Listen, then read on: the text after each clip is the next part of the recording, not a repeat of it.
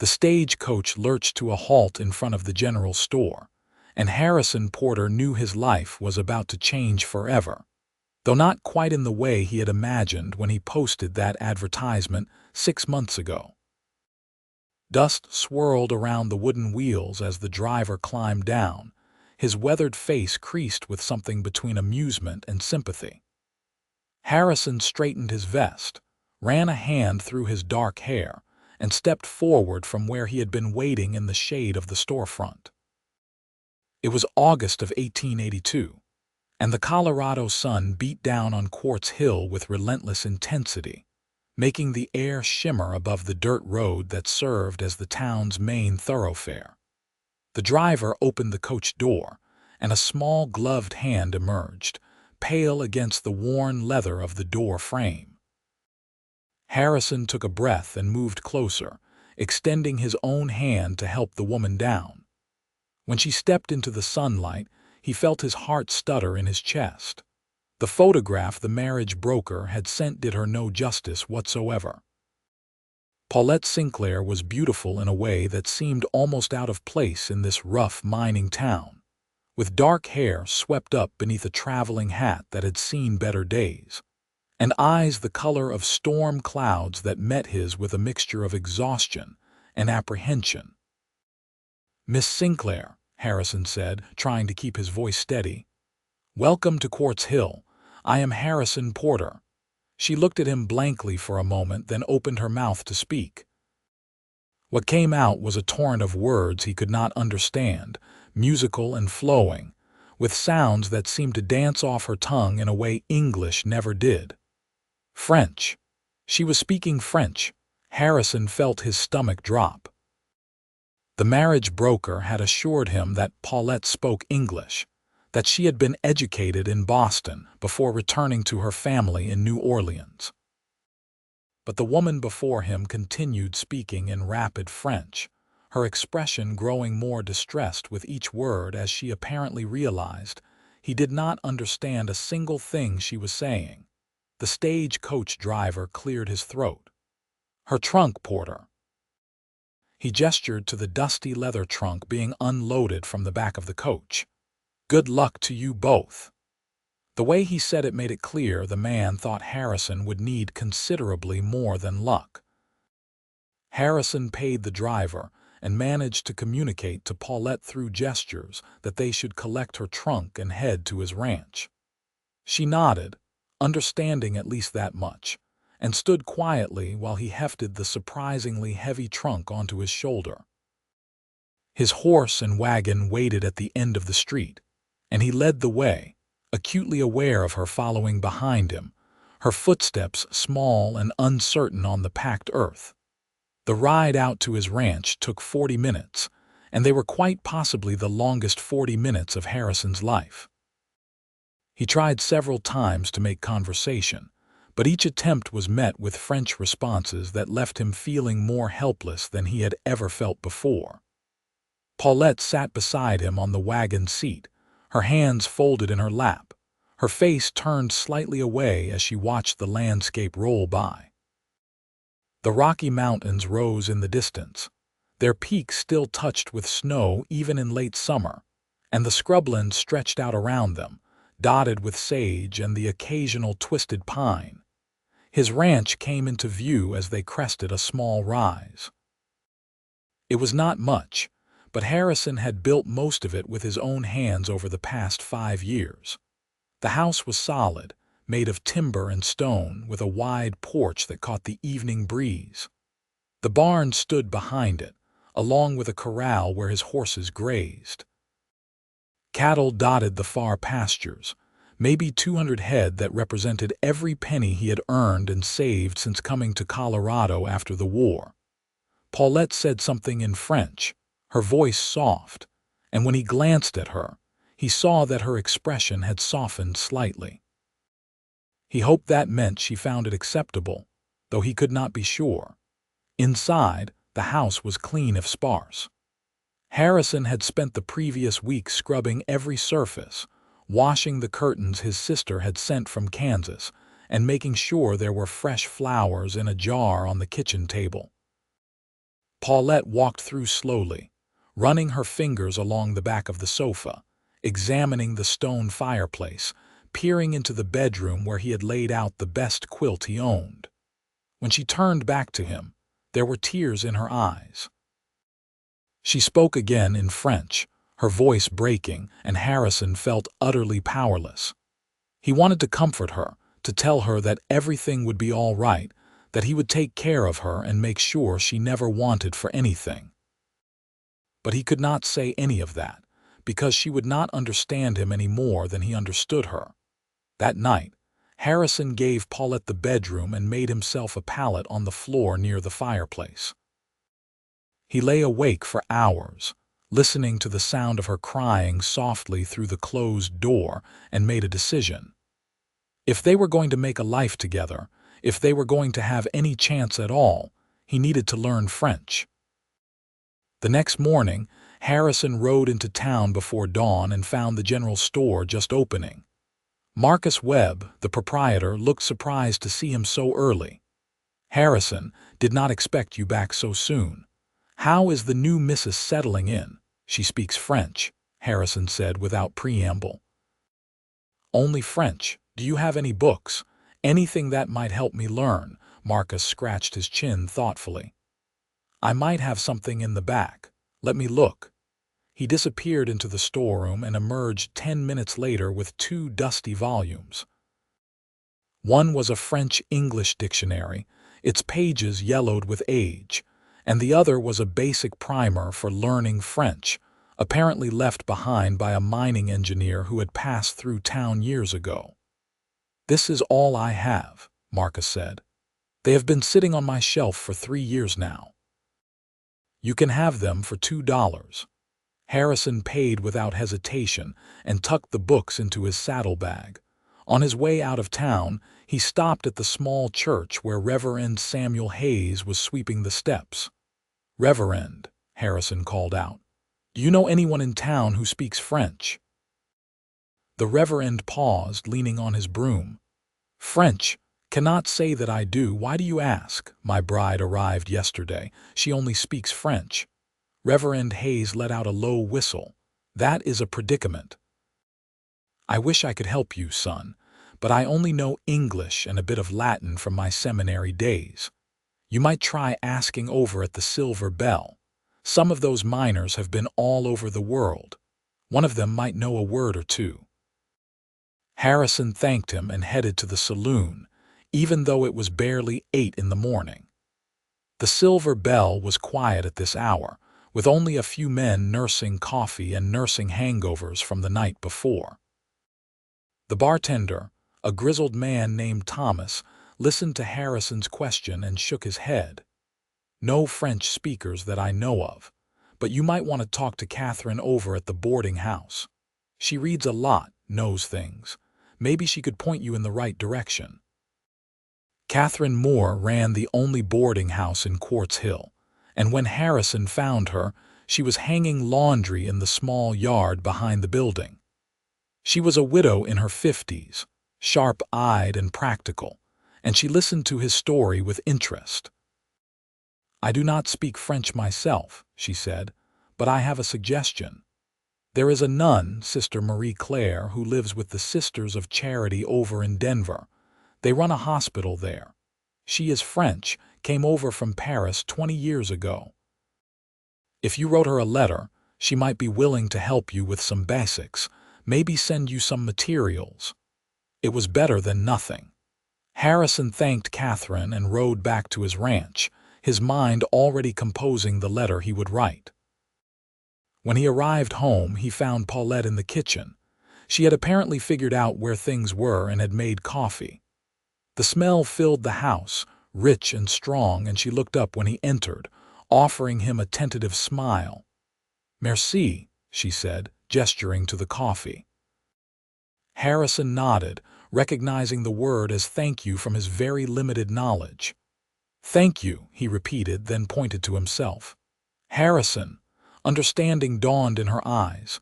She pointed to herself. "Paulette, Paulette," he repeated, trying to match her pronunciation.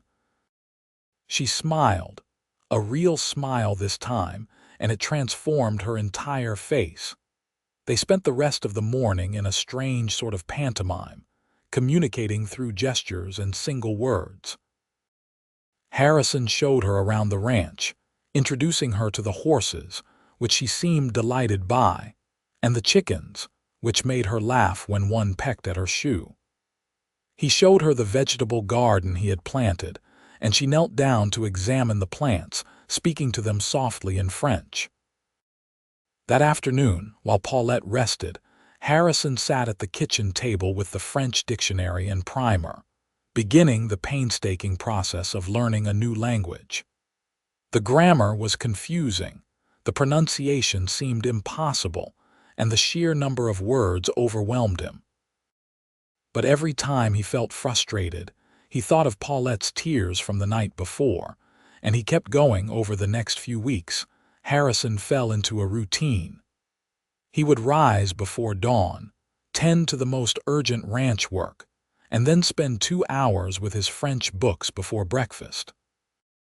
Paulette would make coffee and sometimes bread, and they would eat together in companionable silence, occasionally pointing at objects and exchanging words.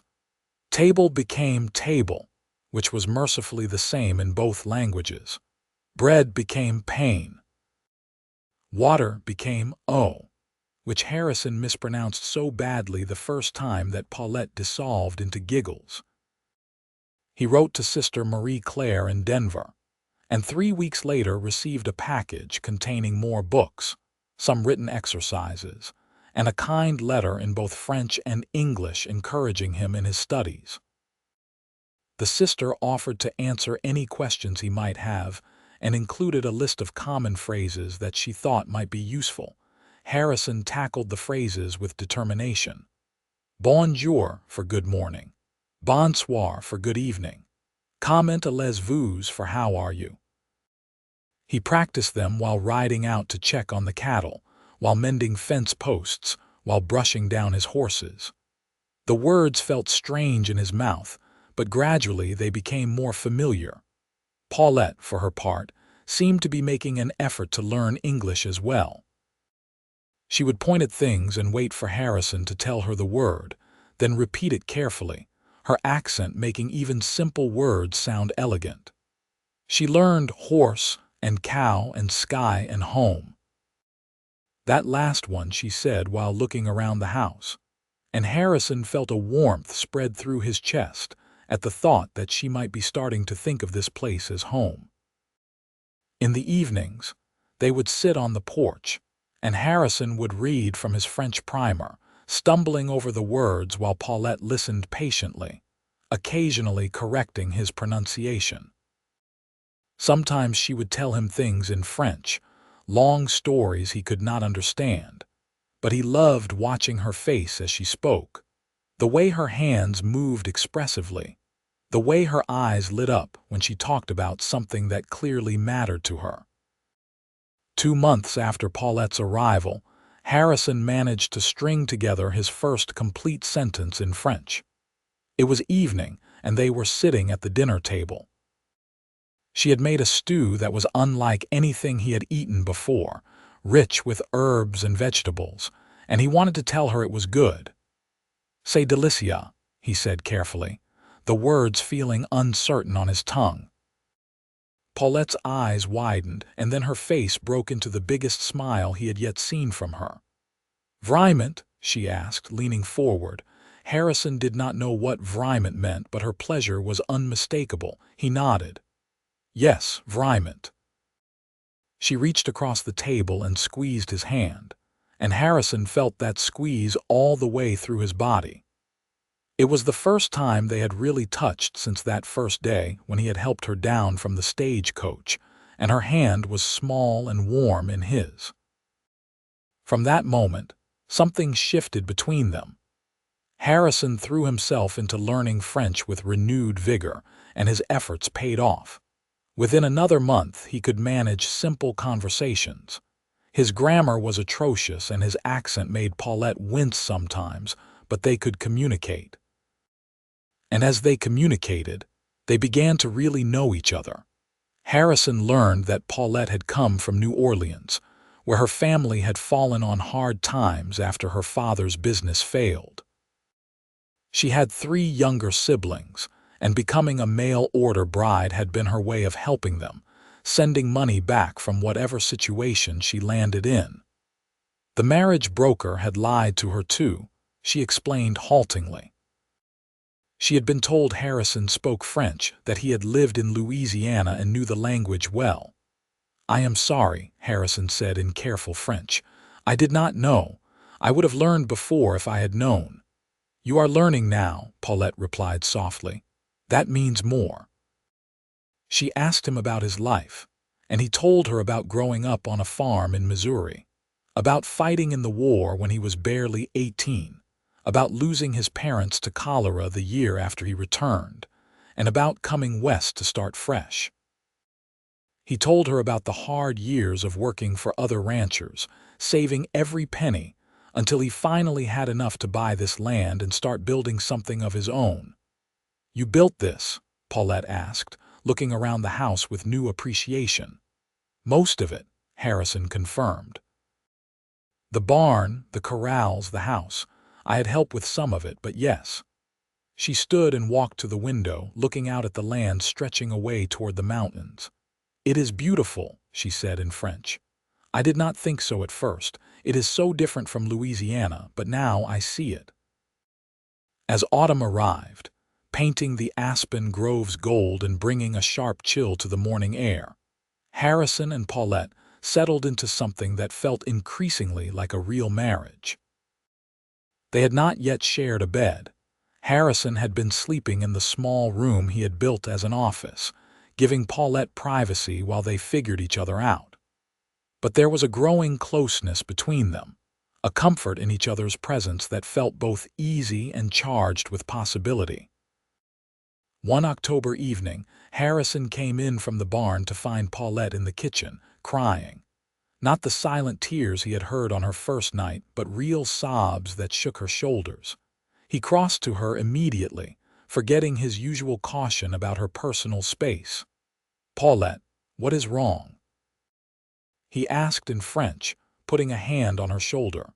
She turned into him, burying her face against his chest, and the words came tumbling out too fast for him to follow completely. He caught letter and mother and sister, and understood that bad news had come from home. "Tell me slowly," he said gently, leading her to the sofa and sitting beside her. "Please." She took a shaking breath and started again, explaining that a letter had arrived from New Orleans. Her youngest sister, Marie, had fallen ill.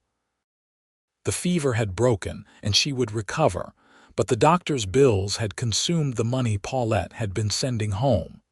Her mother was worried about how they would pay rent for the next month. "How much do they need?" Harrison asked. Paulette named a sum that was more than he usually kept on hand, but not impossible. "I will send it," he said simply.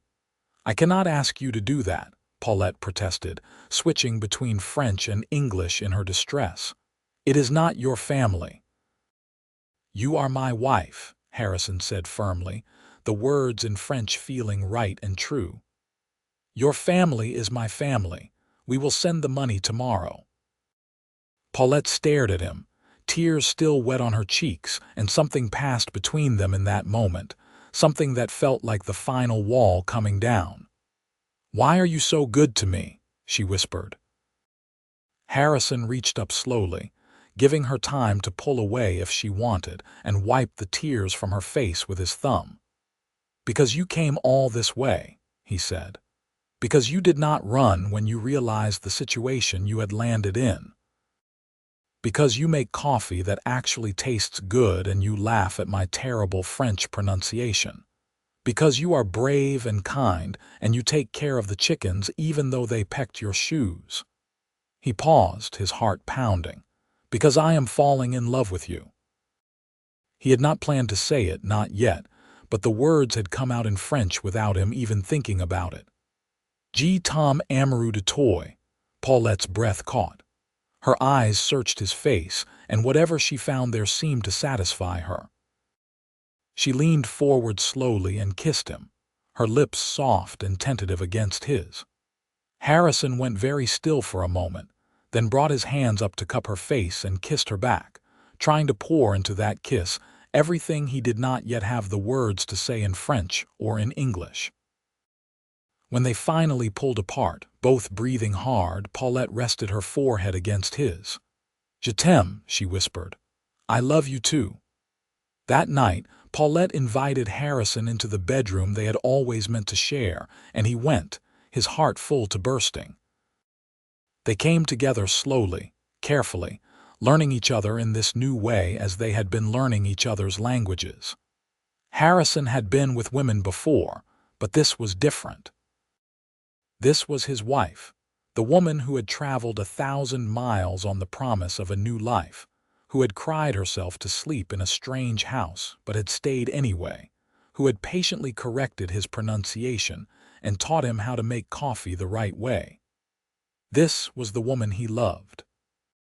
Afterward, they lay tangled together and Paulette traced patterns on his chest. "I was so scared when I arrived," she said softly in French. "I thought I had made a terrible mistake, but you learned my language. You learned it for me." "I would have learned 10 languages for you," Harrison replied, his own French growing more confident with use. Winter came to Colorado with a vengeance that year. Snow piled high around the ranch house, and there were days when going outside meant wading through drifts up to Harrison's waist. They spent those long, dark months essentially snowed in together, and Harrison could not imagine a better way to spend a winter. They talked for hours, their conversations growing more complex as his French improved and her English became more fluent. They played cards by the fireplace, cooked meals together, and made love in the big bed while snow piled against the windows. Paulette taught Harrison French songs from her childhood, and he taught her the country dances he had learned growing up. They would push the furniture aside and dance around the main room, humming the tunes and laughing when they bumped into things. She told him about New Orleans, about the French Quarter and the Mississippi River, and the food that she missed. He told her about his sister in Kansas and his brother who had gone to California, about his dreams of building the ranch into something that could support a family, maybe someday passing it on to children of their own. "You want children?" Paulette asked one night, her head pillowed on his chest. "Someday," Harrison said. "If you do." "Yes," she said simply. "I would like that. Little ones who speak both French and English, who can move between both worlds." Spring arrived slowly, the snow melting in fits and starts, revealing the brown grass beneath. Harrison had ranch work to catch up on, calving season to oversee, fences to repair that had been damaged by the heavy snow. Paulette worked beside him when she could, learning to help with the cattle, proving herself surprisingly adept with the horses. She had a gentle way with the animals that they responded to, and Harrison often found himself just watching her work, marveling at how completely she had become part of this life. In May, they made the trip to Denver so that Harrison could meet Sister Marie Claire and thank her in person for her help with his French studies. The nun was delighted to meet them both and insisted they stay for dinner at the hospital. Over a simple meal, she and Paulette spoke in rapid French that Harrison could mostly follow now, and he saw Paulette light up in a way that made him realize how much she must miss speaking her native language freely. On the way home, as their wagon rolled through the greening landscape, Paulette was quiet for a long time. Finally, she said, "That was good, speaking French like that. I did not realize how much I missed it." "We can speak more French at home," Harrison offered immediately. "I need the practice anyway." Paulette smiled and squeezed his arm. "We can do both. I like our mixture. It is like us. Part of both worlds, belonging fully to neither, but making something new together." Summer brought its own work and its own joys. The cattle thrived on the rich grass, and Harrison made good money selling beef to the mining operations that dotted the mountains around Quartz Hill. Paulette planted a garden that was 3 times the size of Harrison's modest vegetable patch, filling it with things she remembered from Louisiana. Some of the plants struggled in Colorado's drier climate, but others adapted, and by late summer they had tomatoes and peppers and herbs that filled the house with rich scents. On a hot August evening, exactly 1 year after Paulette had arrived in Quartz Hill, Harrison led her out to the porch after dinner. The sun was setting behind the mountains, painting the sky in shades of orange and pink and gold. He had been planning this for weeks, practicing the words over and over in French until he was confident he could say them correctly.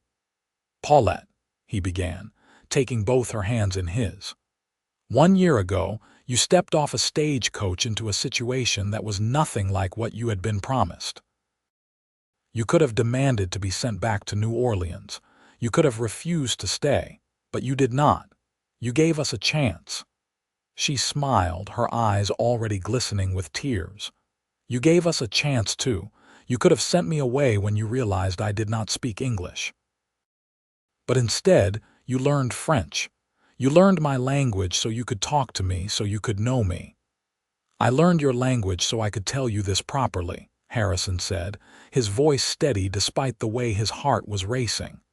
"Je t'aime, Paulette. I love you more than I knew it was possible to love someone. You are my wife, my partner, my best friend. You are the first thing I think of when I wake up and the last thing I think of before I sleep. You have made this house a home and this life something beyond what I ever dreamed it could be." Paulette was crying openly now, but she was smiling too, and when she spoke, her voice was clear and strong. "Je t'aime aussi, Harrison. I love you too.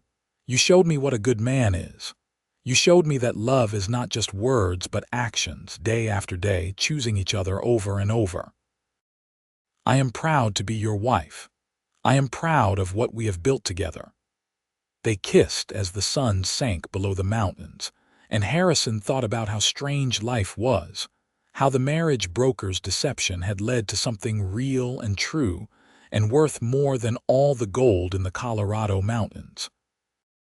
He had set out to find a wife, a partner to help him run his ranch and share his life. What he had found instead was someone who challenged him, who made him better, who had taught him that real communication was about more than just speaking the same language. That fall, Paulette discovered she was pregnant. The news filled them both with a mixture of joy and terror. The nearest doctor was in Denver, more than a day's journey away, and the thought of something going wrong out here in the isolated ranch made Harrison's blood run cold. But Paulette was calm, reassuring him that women had been having babies in much worse circumstances than a well-built ranch house for thousands of years. They prepared carefully through the winter months. Harrison made sure they had plenty of supplies laid in, and he arranged for Catherine Moore from the boarding house to come stay with them when Paulette's time grew near. Catherine had delivered dozens of babies over the years and was known throughout the region as someone you wanted with you when a child was coming. In early March of 1884, on a day when the first crocuses were just beginning to push through the last of the snow, Paulette went into labor. Catherine arrived within hours, summoned by a ranch hand Harrison had kept stationed near town for exactly this purpose. The labor was long and difficult, and Harrison spent most of it pacing the porch, feeling utterly useless while the woman he loved suffered inside. Every cry from the bedroom was like a knife to his heart, and he found himself praying to a God he had not spoken to much since the war, promising anything if Paulette would just be all right. As dawn was breaking, painting the mountains pink, he heard a new cry. Not Paulette, but something higher pitched and incredibly indignant, a baby. His baby. Catherine appeared in the doorway, her face tired but wreathed in smiles. "You have a son," she said. "A healthy boy with a good strong set of lungs on him, and your wife is tired but well. You can go in now." Harrison's legs felt shaky as he walked into the bedroom. Paulette lay in the bed, her hair damp with sweat, her face exhausted but radiant. In her arms was a tiny bundle, and as Harrison approached, the blanket shifted and he saw his son's face for the first time. The baby had stopped crying and was looking around with unfocused dark eyes, his tiny mouth making small movements. "Harrison," Paulette said softly, her voice hoarse from the long night, "come meet your son." He sat carefully on the edge of the bed and looked down at the impossibly small person who had not existed in the world just hours ago. "He is perfect," Harrison managed, his voice breaking. "You are amazing. You did this." "We did this," Paulette corrected gently. She switched to French, her exhaustion making her revert to her native language.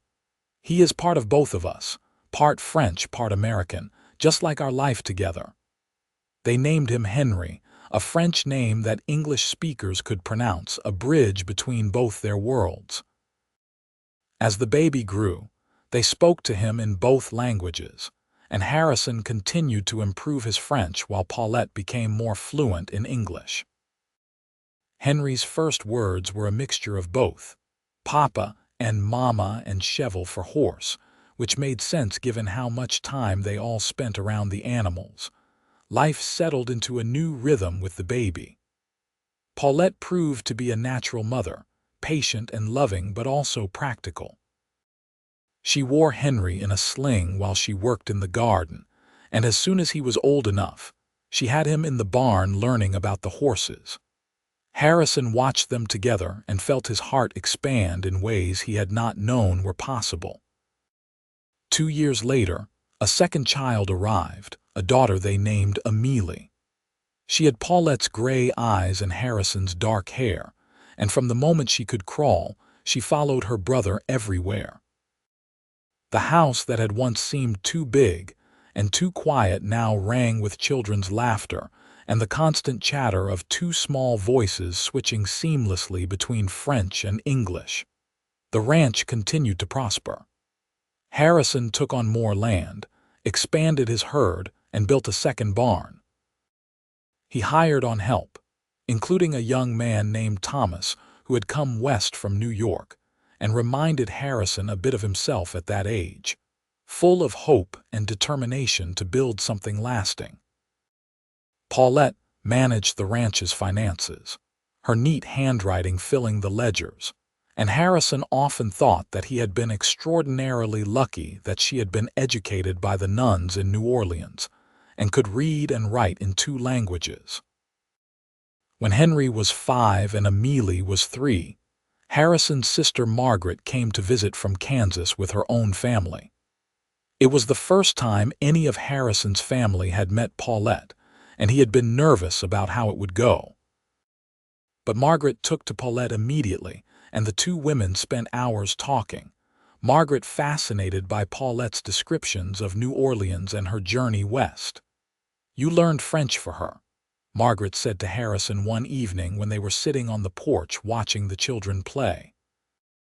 "That is the most romantic thing I have ever heard." Harrison felt his face heat, even after all these years of marriage. "I needed to talk to her. I needed to know her." "Most men would not have bothered," Margaret said bluntly. "They would have expected her to learn English and that would have been that. But you met her halfway.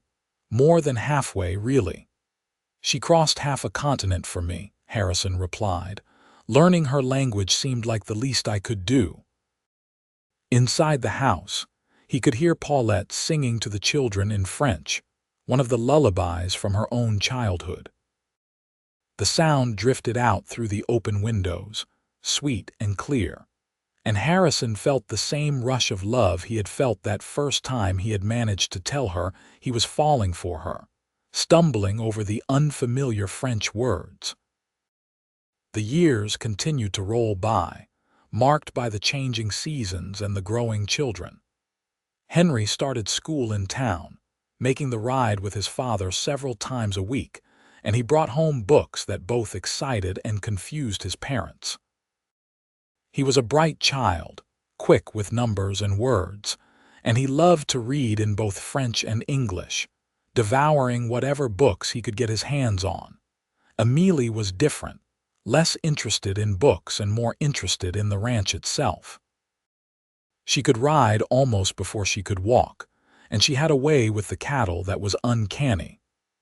By the time she was 8, she could rope and brand with the best of the hands, and she thought nothing of spending all day in the saddle, checking fences and moving livestock. In 1893, when Henry was 11 and Amélie was 9, Paulette's mother passed away in New Orleans. The news came in a telegram, and Paulette grieved deeply for the woman she had not seen in over a decade. Harrison made arrangements immediately, and they traveled as a family to Louisiana for the funeral. It was the children's first time seeing where their mother had come from, and their eyes were wide as they took in the streets of the French Quarter, the wide expanse of the Mississippi, the humid heat that was so different from Colorado's dry air. Paulette's siblings, all grown now with families of their own, welcomed them warmly. Harrison's French was good enough now that he could converse easily with them, though his accent still made them smile sometimes. They spent 2 weeks in New Orleans, and Harrison watched Paulette move through her childhood home, seeing the way she belonged here too, how this city was part of her in ways Colorado never quite would be. On their last night as they walked along the river, Paulette said, "Thank you for bringing me here, for letting me show the children where I came from." "Of course," Harrison said. "This is part of them too. We should come back more often." "But Colorado is home," Paulette said firmly. "With you, that is home." They returned to Quartz Hill and to the ranch, and the children settled back into their routines. Henry eventually went to university in Denver, studying engineering and planning to help bring electricity to the rural parts of Colorado. Amélie, as everyone had expected, stayed on the ranch, taking over more and more of the management as Harrison and Paulette grew older. In 1905, Henry married a schoolteacher named Sarah, and they gave Harrison and Paulette their first grandchildren. In 1908, Amélie married one of the ranch hands, a good steady man named Robert Smith, and they built a house on the far side of the property. More grandchildren followed, and the ranch that Harrison had started as a single man became a true family operation, spanning generations. Through it all, Harrison and Paulette remained at the center of it, the love that had started with a stagecoach arrival and a language barrier growing stronger and deeper with each passing year. They still spoke to each other in French sometimes, especially at night when they were alone, and Harrison never lost his slight accent that made Paulette smile. She would correct his pronunciation sometimes, just like she had in those early days, and he would pull her close and tell her he loved her in both languages. On a summer evening in 1920, Harrison and Paulette sat on their porch, the same porch where he had first told her he loved her all those years ago. They were both in their 60s now, their hair gray, their faces lined with years of sun and wind and laughter. Around them, the ranch bustled with activity. Grandchildren chased each other through the yard, and through the open windows they could hear Henry and Amélie arguing good-naturedly about something to do with the cattle rotation. "Did you ever imagine this?" Paulette asked, gesturing to the scene before them. "When you put that advertisement in the paper all those years ago," Harrison thought about it. "I imagined a partner," he said slowly. "Someone to help run the ranch and share the work. I imagined a practical arrangement that might, if I was lucky, grow into something more comfortable over time. And instead I got you," Harrison said simply. "I got a woman who was brave enough to come west alone, who stayed even when everything was different from what she expected, who taught me that communication is about more than just words. I got a wife who made me learn a whole new language just so I could tell her properly how much I loved her." Paulette reached over and took his hand, their fingers intertwining automatically after nearly 4 decades together. "I got lucky too," she said. "I thought I was being sent to a stranger who would expect me to adapt completely to his world. Instead, I found a man willing to meet me in mine." "You learned French, Harrison. You learned my language so you could say I love you in words I would understand. How many mail-order brides can say that about their husbands?" "Je t'aime," Harrison said, the words as natural to him now as English. "Always." "From that first moment when you stepped off the stagecoach and I had no idea what you were saying, but I knew I wanted to understand. I wanted to know you. And every day since then, I have loved you more."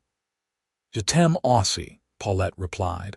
"Thank you for learning my language. Thank you for our life, our children, all of this. Thank you for being someone worth crossing half a continent for."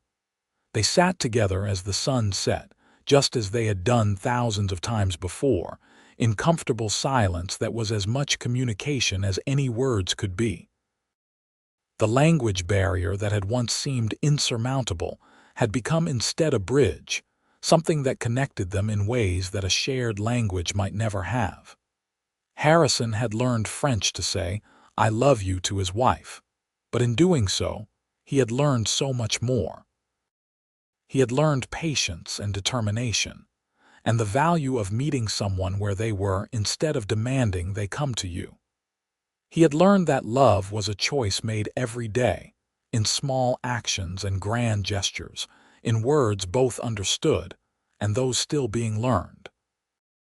The ranch that he had built with his own hands had become a home not just for himself, but for a whole family, all because one day in August of 1882, a woman who spoke only French had stepped off a stagecoach, and he had decided to learn her language instead of sending her away. It had been the best decision of his life, and as Harrison squeezed Paulette's hand and watched their grandchildren play in the golden evening light, he knew that he would make the same choice 1,000 times over. The mail-order bride had become his wife, his partner, the love of his life. And the cowboy who had learned her language so he could say, "I love you," had found something more valuable than all the cattle and land and gold in Colorado. He had found a home in her heart, just as she had found one in his. Henry came out onto the porch, carrying his youngest child, a 2-year-old boy named Harrison after his grandfather. "Papa, grand-mère dinner is almost ready. Are you coming in?" "In a moment," Harrison said. The boy was speaking French, as all the grandchildren did when addressing Paulette, switching effortlessly to English for Harrison. It was natural to them, this dual-language life, and Harrison felt proud that they were growing up with both languages, both cultures, the best of both worlds. After Henry went back inside, Paulette leaned her head on Harrison's shoulder. "I am glad I got on that stagecoach," she said softly. "Even though I was terrified, even though nothing was as I expected, I am glad." "So am I," Harrison said. "So am I." Inside, the family gathered around the large table that Harrison had built years ago, when Henry was just a baby and Amelie was still years away from being born. It had to be extended twice over the years to fit everyone, and now it stretched nearly the length of the room. The grandchildren jostled for seats, talking over each other in their mixture of French and English. Sarah helped bring out the food while Amelie poured drinks, and Robert tried to restore some order to the chaos. Paulette and Harrison took their places at the head of the table, and the noise gradually subsided. "Papa should say grace," Henry said, and everyone bowed their heads. Harrison looked around the table at his family, all of them here because one day he had decided to learn French instead of giving up. "Merci, Dieu," he began in French, because it was still Paulette's preferred language for prayer, for this family, for this food, for the land that sustains us and the love that binds us, for second chances and new beginnings, for languages learned and barriers overcome. For all of this, we are grateful. Amen. Amen, came the chorus of voices, and then the chaos resumed as food was passed, and conversations erupted from all corners. Harrison caught Paulette's eye across the table and saw his own contentment reflected there. This was what they had built together, from a foundation of patience and determination, and love that transcended language. Later that night, after everyone had gone home or to bed, Harrison and Paulette prepared for sleep in their bedroom, the same bedroom where Paulette had slept alone on her first night in Colorado, crying for her mother and the home she had left behind. The room was different now, filled with photographs and mementos from a life well lived. Pictures of the children at various ages, a pressed flower from their first garden together, a ribbon Amelie had won at a horse show. As they lay in bed, Harrison thought back over the years. There had been hard times, of course. Winters when the cold seemed unbearable, summers of drought when they worried about water for the cattle. Years when money was tight and they had to stretch every dollar. The grief of losing parents and siblings, the fear every time one of the children was sick or injured. But through it all, they had faced it together, their partnership strengthened by the effort they had put into understanding each other from the very beginning. "What are you thinking about?" Paulette asked, her voice soft in the darkness. "Everything," Harrison said. "How far we have come, how different my life is from what I imagined it would be. Better or worse?" "Better," Harrison said without hesitation. "So much better. You made me a better man, Paulette.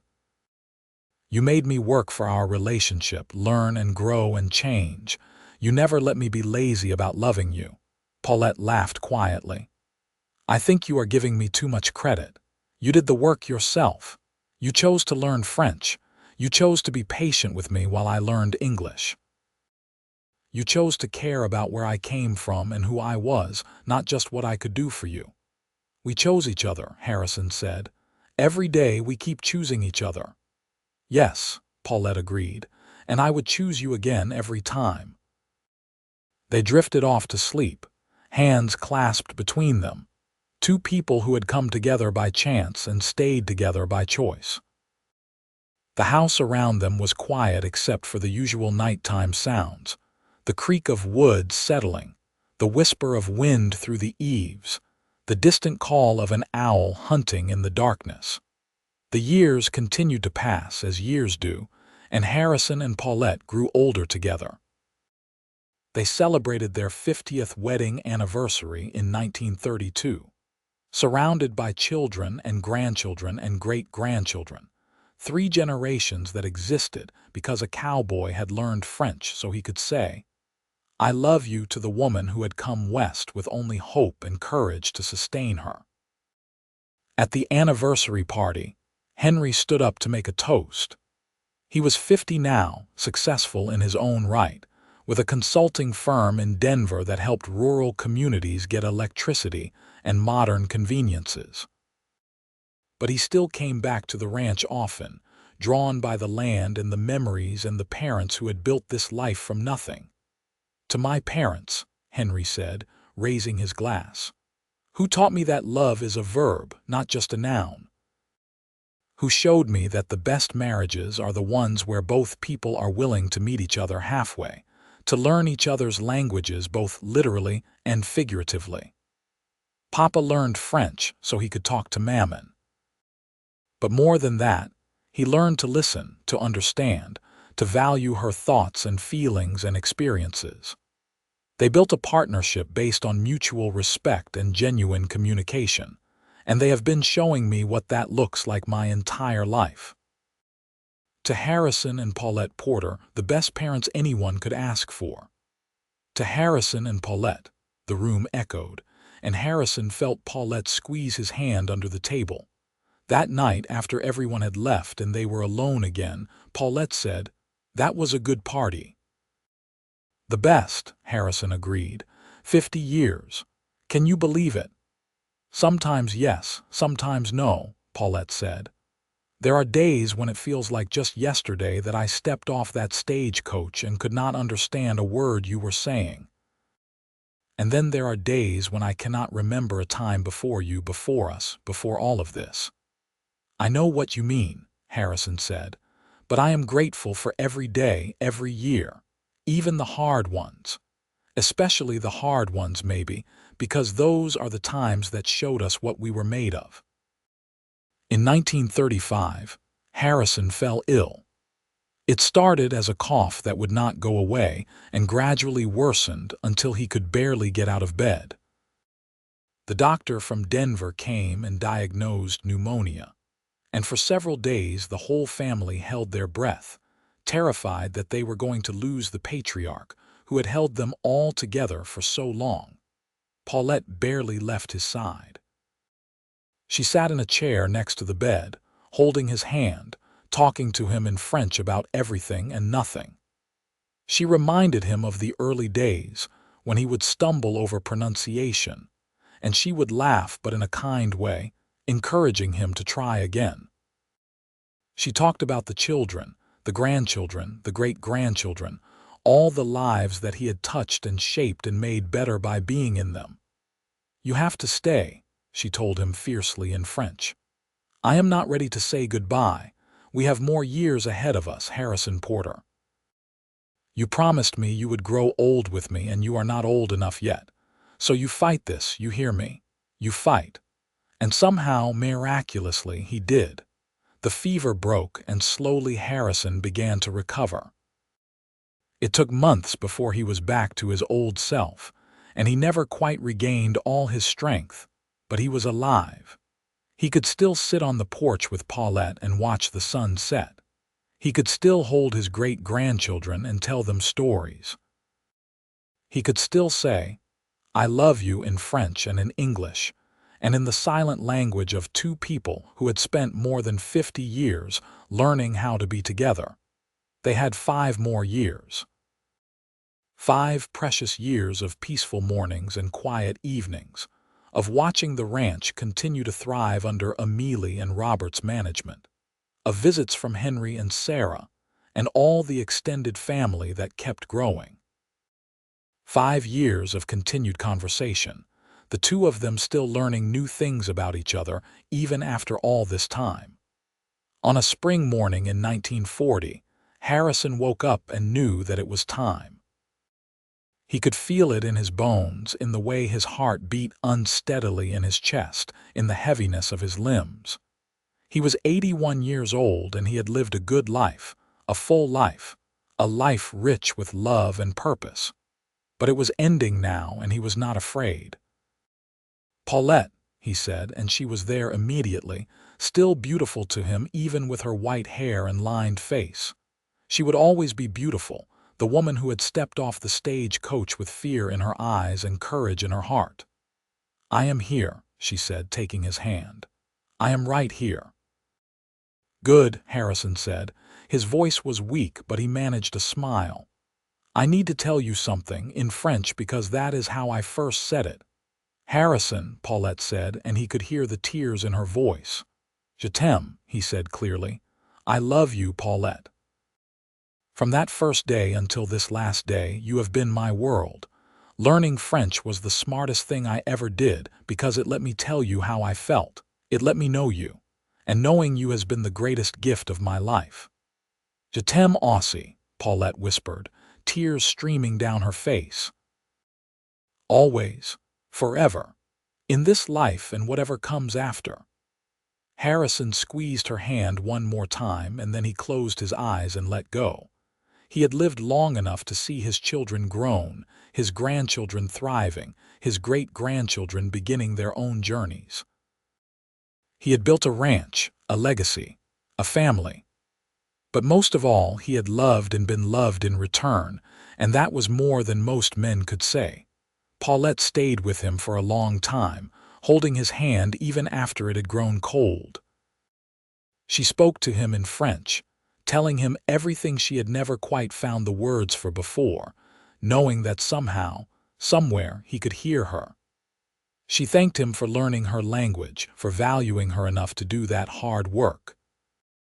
She thanked him for their life together, for every moment of joy and sorrow and everything in between.